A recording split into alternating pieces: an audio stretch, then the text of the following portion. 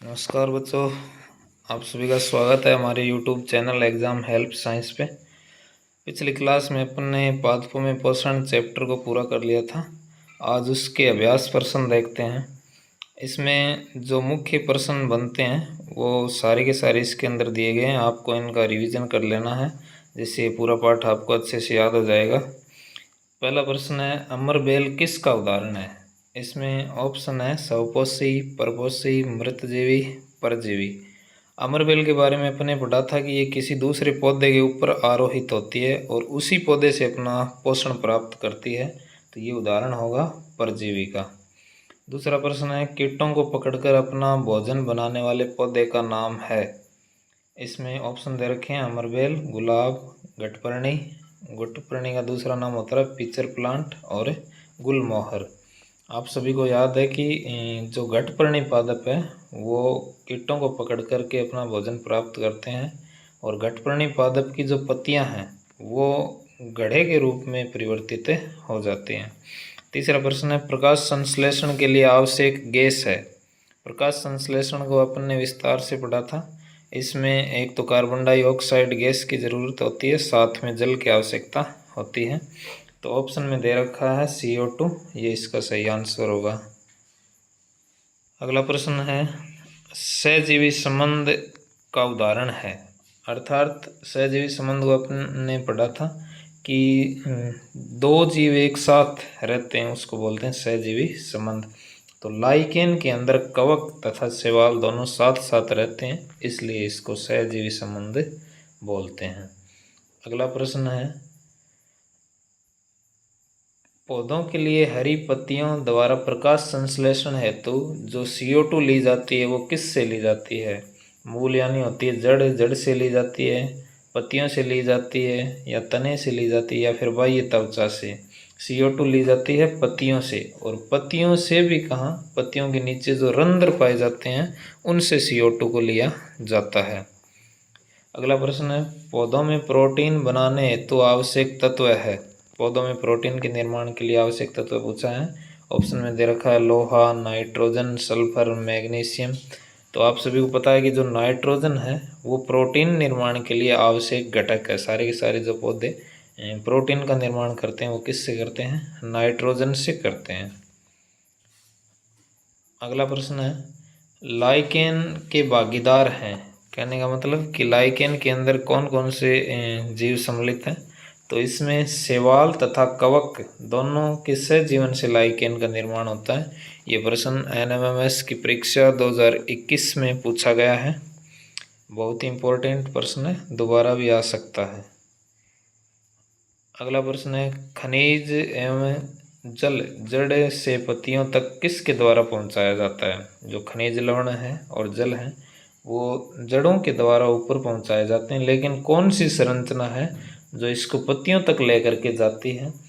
तो पौधों के अंदर दो प्रकार के उत्तक होते हैं, संवहन उत्तक, जाइलम और फ्लोएम। जल को ले जाने का काम करता है जाइलम, और पत्तियों में जो भोजन का निर्माण होता है उसको पत्तियों से नीचे तक लेके आने का कार्य करता है फ्लोएम।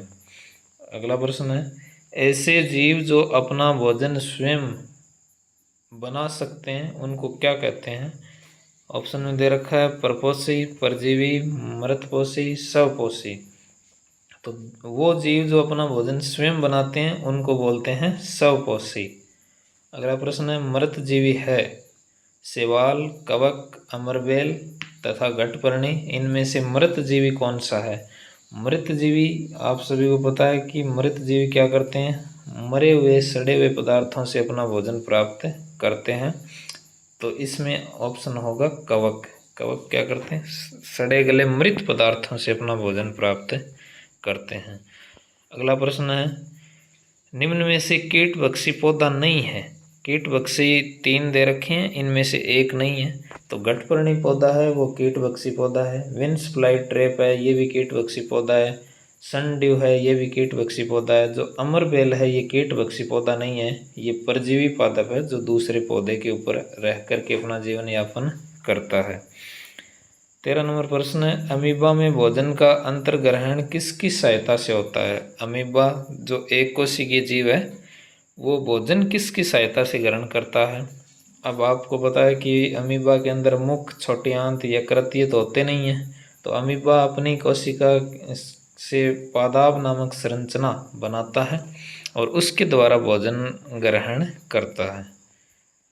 अगला प्रश्न है, लार चावल में जो स्टार्च होता है उसको किस में बदलता है। तो आपको पता है लार के अंदर एक एंजाइम पाया जाता है एमाइलेज, जो क्या करता है स्टार्च को सरल शर्करा में बदल देता है। अगला प्रश्न है, आमाशय का पाचक रस किस माध्यम में कार्य करता है। आमाशय के अंदर हमने पढ़ा था, आमाशय में जो पाचक रस है वो अम्लीय माध्यम में कार्य करता है। आमाशय के अंदर HCl अम्ल का स्रावण होता है जो कि क्या बना देता है, अम्लीय माध्यम का निर्माण करता है। वसा का पूर्ण रूप से पाचन जिस अंग में होता है वह है, तो वसा का जो पाचन है वो पूर्ण रूप से होता है छोटी आंत में, और छोटी आंत को ही बोलते हैं क्षुधांतर, इसलिए यहाँ इस क्वेश्चन के अंदर ये दोनों ऑप्शन सही है। अगला प्रश्न है, जल का अवशोषण मुख्यतः जिस अंग द्वारा होता है वह है, तो शरीर के अंदर अवशोषण का जो कार्य है वो जल का, वो सारा का सारा होता है बड़ी आंत में। अंत में जाकर के अवशोषण का कार्य बड़ी आंत में होता है। अगर पूछ लिया जाए बड़ी आंत में किसका पाचन होता है, तो किसी भी घटक का पाचन बड़ी आंत के अंदर नहीं होता। अगला प्रश्न है, मधुमक्खी एवं मरमर पक्षी में भोजन का अंतर्ग्रहण की विधि है। तो मधुमक्खी और मरमर पक्षी भोजन का जो अंतर्ग्रहण करने की विधि है वो है चूसना। ये फलों से रस चूस करके अपना भोजन प्राप्त करते हैं। ये महत्वपूर्ण प्रश्न थे पादपों में पोषण पाठ के, जो आपको याद रखने हैं। इसमें से भी ये जो लास्ट के 4 प्रश्न हैं ये हैं प्राणियों में पोषण से, जबकि ऊपर के जो 14 प्रश्न हैं वो हैं पादपों में पोषण से। इनको आप 2-3 बार पढ़ करके अच्छे से याद कर लें। हो सकता है आपको परीक्षा के अंदर इन्हीं में से कोई प्रश्न देखने को मिल जाए, और भी अपन ने डिटेल से पढ़ा है, उसमें से कोई क्वेश्चन आएगा तब भी आप अच्छे से कर पाओगे। इस पाठ का पूरे का रिवीजन करें और इन प्रश्न को करके देखें। इसी के साथ आप सभी का बहुत बहुत धन्यवाद। इस क्लास को NMMS के बच्चों तक पहुंचाने का कार्य करें।